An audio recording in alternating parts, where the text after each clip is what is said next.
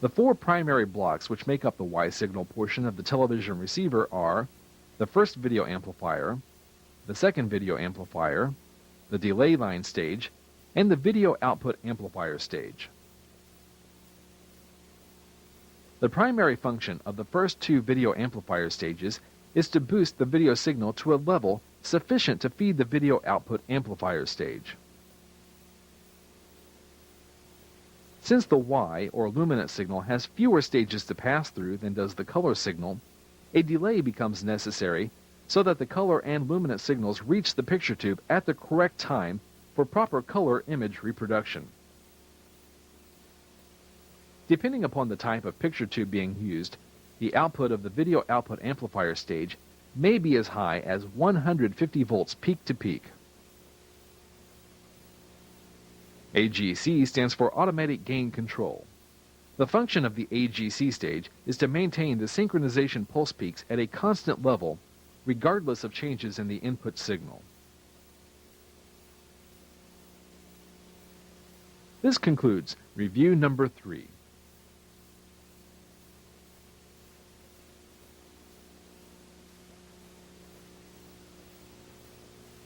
At this time, you should stop the video and complete Section C in your student workbook.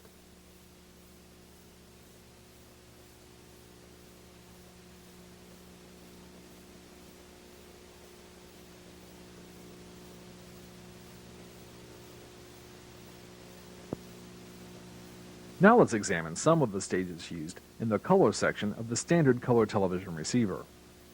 As you can see from this block diagram, there are a number of stages contained within the television receiver for the primary purpose of reproducing the color back into the luminance signal.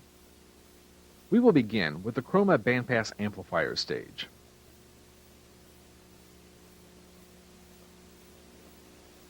The primary function of this stage is to amplify and separate the color or chrominance signal from the composite video signal which was fed into it by the first video amplifier stage. The chrominance signal is then fed into the X and Z demodulator stages. The overall average bandwidth of this bandpass amplifier is 1 MHz.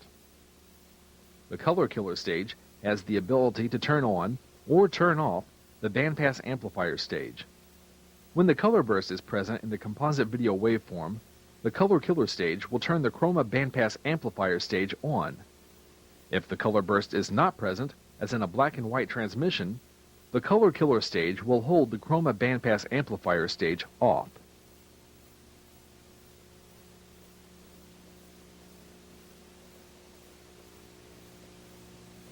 The phase of the chrominance signal is very critical for proper color reproduction.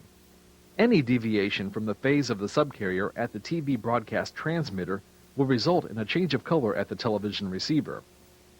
Since even a slight variation of the carrier from the reference phase will cause a change in color, it becomes necessary to use signals which synchronize the reference signal to the carrier signal.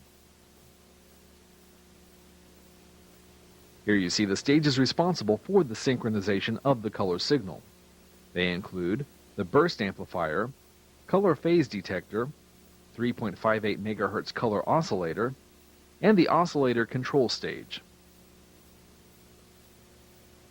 The color burst amplifier is triggered on and off by pulses coming from the horizontal output amplifier stage.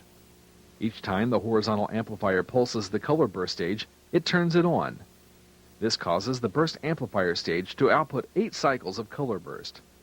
The 8 cycles of color burst are then fed into the color phase detector stage. The frequency at the output of the color burst stage is 3.579545 MHz.